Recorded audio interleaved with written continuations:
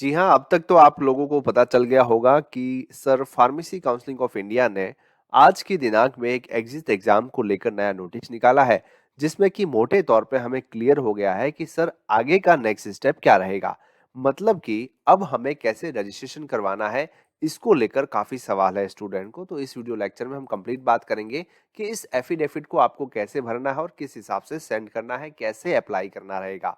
जी हाँ, welcome to my second channel pharma affinity. आप सभी जानते हैं हमारे फार्मा एफिनिटी सेकंड चैनल है, अमरसार एकेडमी मेन चैनल है। इस पे आपका स्वागत है और इस चैनल पर भी हम फार्मा जगत का जितना भी आपका डाउट सेशन है उसको हम कवर करने की कोशिश करते हैं। तो अगर आप हमारे चैनल पर नए हैं तो सब्सक्राइब जरूर करें। जैसा कि आप सभी जानते हैं, जैसे ही नोटिफिकेशन आया, नोटिफिकेशन ऑफिशियल वेबसाइट पे आपको मिल जाएगा। यहाँ पे आप जैसे ही क्लिक करेंगे, ये ऑफिशियल नोटिफिकेशन आपके सामने खुला हुआ नजर आ जाएगा। सर 31 तारीख का ये नोटिस है, जो कि मैं इसको थोड़ा सा ब्रीफ करूंगा, उसके बाद मैं नेक्स्ट स्टेप आपको बता दूंगा। सब्जेक्ट है डी फार्मा एग्जिट एग्जाम। हम सभी जानते हैं 2022 में फार्मेसी जगत में एक ऐसा बदलाव जो पहले कभी न सुना था न देखा था।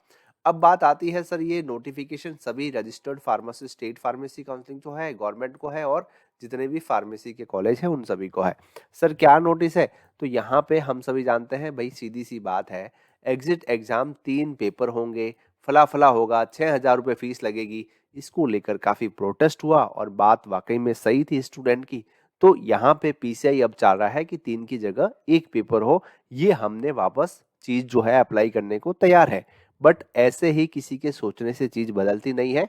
जब गैजेट बन जाता है, नियमावली बन जाती है ना, एग्जिट एग्जाम रेगुलेशन गैजेट जब बन जाता है, तो वापस से वो मिनिस्ट्री यानी कि पूरी पूरी कमेटी बैठती है, उसके बाद में चीजें चेंज होती है। अब पीसीआई बोल रहा है हमने मिनिस्ट्री को दे दिया है ये चेंज करने के लिए, बट अभी तक ये रिस्पॉन्ड जो है अवेटेड है, वेटिंग पे है। अभी तक इसका कोई कंक्लूजन नहीं निकला है। तो उस कंडीशन में क्या करें? एक स्टूडेंट जो है वो काफी देर से इंतजार कर रहा है, क्योंकि उसका डिप्लोमा कंप्लीट हो चुका है। जैसे सेशन खत्म होता है, अब वो वेट कर रहा है रजिस्ट्रेशन के लिए। उसके दरमियान ना तो उसकी जॉब लग रही है, ना दुकान खोल सकता है, क्या करे? बात भी सही है। तो पीसीआई ने ये बोला है कि भैया हम एक कंक्लूज निकालते हैं, एक तोड़ निकालते हैं। मीटिंग में ये तोड़ निकला है कि जो भी स्टूडेंट जो 2022 में एडमिशन लिए हैं, उन सभी को एग्जिट एग्जाम देना है ना। हम सभी जानते हैं जो 2024 में पास आउट हो जाएंगे, तो उन सभी स्टूडेंट को पीसीआई ये बोल रही है कि आप अपना रजिस्ट्रेशन करवा लीजिए। इसकी अनुमति हम दे रहे हैं सभी स्टेट फार्मेसी काउंसलिंग को। बट ये जो आपका रजिस्ट्रेशन है वो 1 साल के लिए ही वैलिड होगा, और जब तक नेक्स्ट एग्जिट एग्जाम नहीं हो जाता तब तक आपका ये वैलिड रहेगा। ठीक है, कोई दिक्कत नहीं है।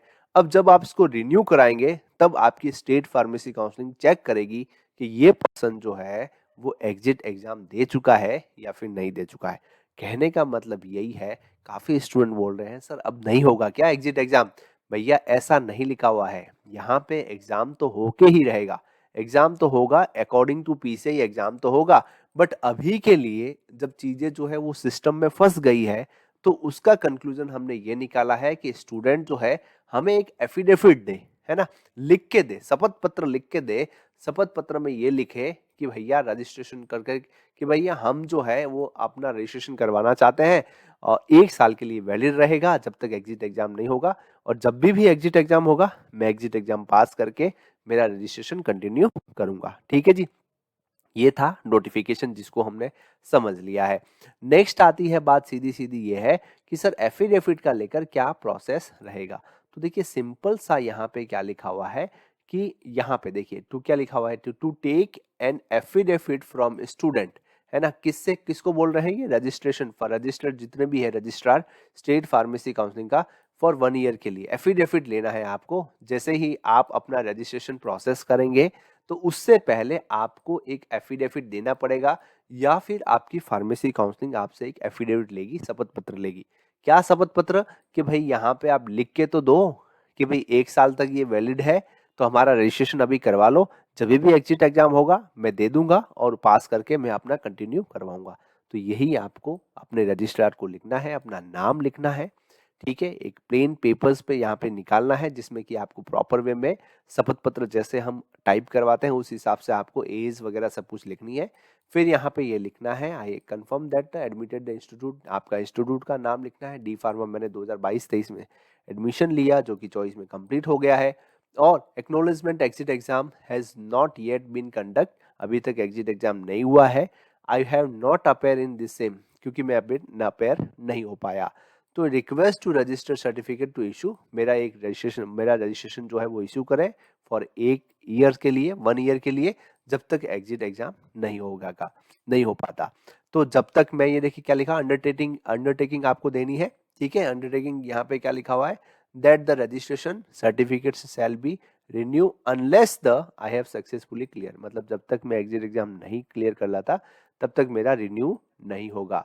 ये सारी कंडीशन जो है वो मैं मानता हूँ। Only issue renewal certificate submission proof of passing.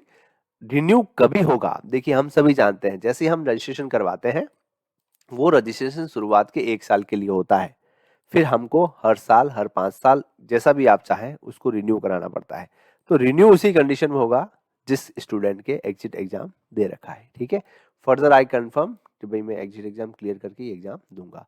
तो इस हिसाब से आपको एक एफिडेविट जो है, ये शपथ पत्र बना के अपने रजिस्ट्रेशन ऑफिस में, जो भी आपकी फार्मेसी काउंसलिंग है, डॉक्यूमेंट के साथ जमा कराना है, और जितना हो सके उतना ये काम जल्दी करें, क्योंकि अभी समय निकलना नहीं चाहिए। चलिए जी, नेक्स्ट, आप अगर किसी फार्मासिस्ट एग्जाम की तैयारी कर रहे हैं, चाहे आप एग्जिट एग्जाम की तैयारी कर रहे हैं, हमारी मोबाइल एप्लीकेशन पे आप देख पा रहे हैं स्क्रीन पे, one of the best study material available है, जो आपको किसी भी फार्मासिस्ट एग्जाम, चाहे वो रेलवे, डीएसएसबी, एम्स, सभी में हेल्पफुल रहेगा।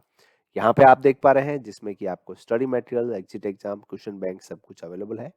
जो भी इंटरेस्टेड स्टूडेंट है वो ज्वाइन कर सकते हैं, और ऐसे ही फार्मा जगत की लेटेस्ट अपडेट के लिए चैनल को सब्सक्राइब करना ना भूलें। कैसा लगा इन्फॉर्मेशन, जरूर बताएं। Keep watching.